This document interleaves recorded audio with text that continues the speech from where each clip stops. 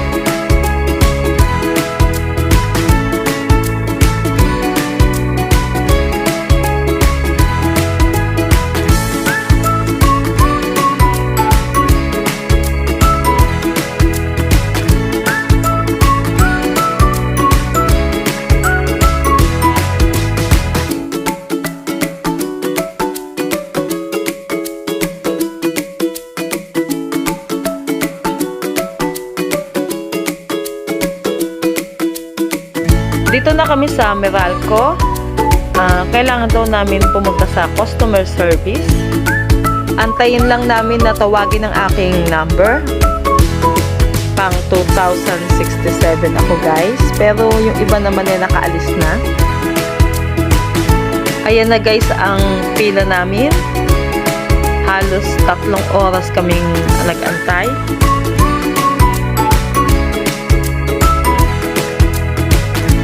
Antayin ko pa pong tawagin yung number ko.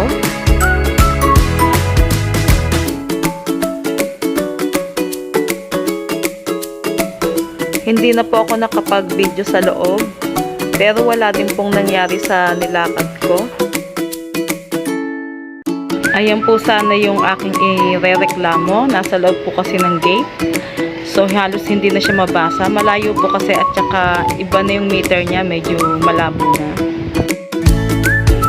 Ang sabi sa akin sa Meralco,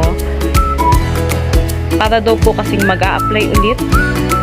So, hindi ko na lang siya pinalipat. Kaya wala ding nangyari sa 3 oras kong paghihintay. So, hindi kami kumain ng agahan at tanghalian. Kaya napunta kami sa SM.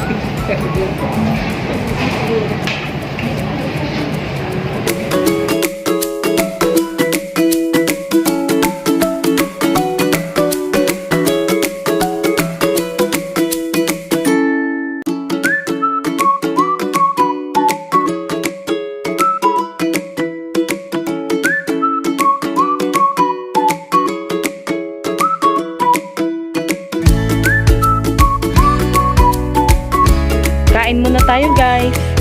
Nagutom si host.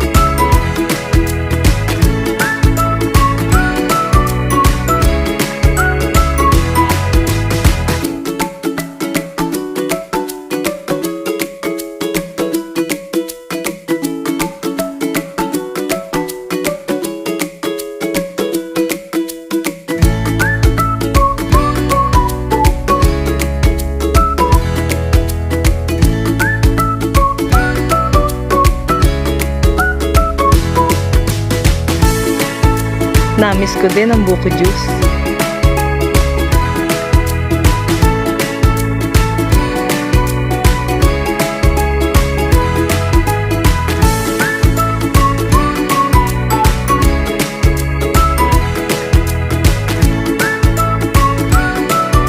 At syempre, hindi mawawala yung aking paboritong siomai kapag napunta ako ng mall.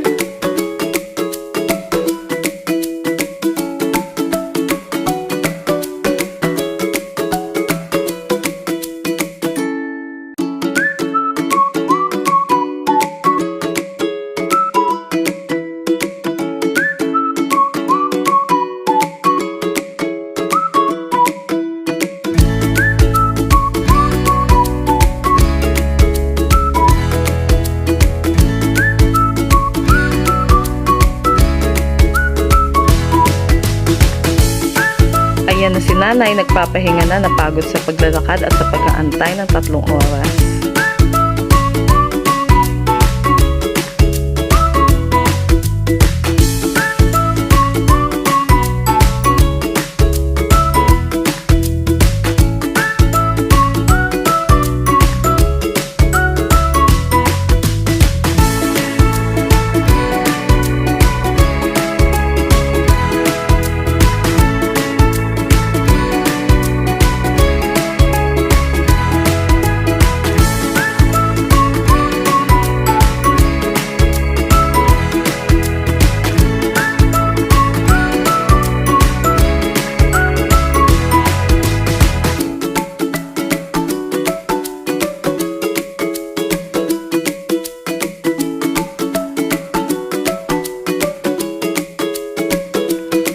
Halos hindi pa rin gaanong maraming tao dito sa mall.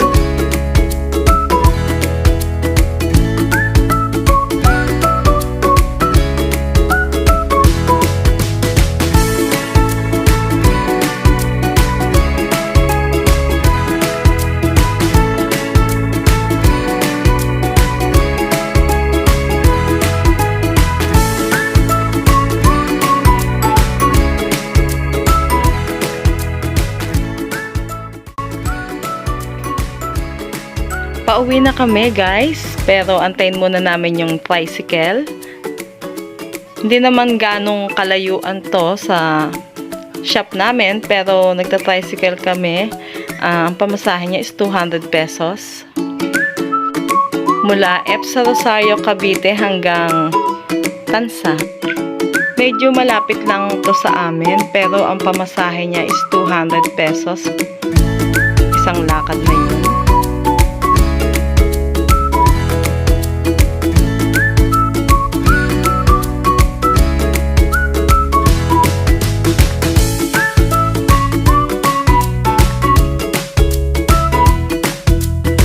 Thank you for watching everyone. Thank you for your support.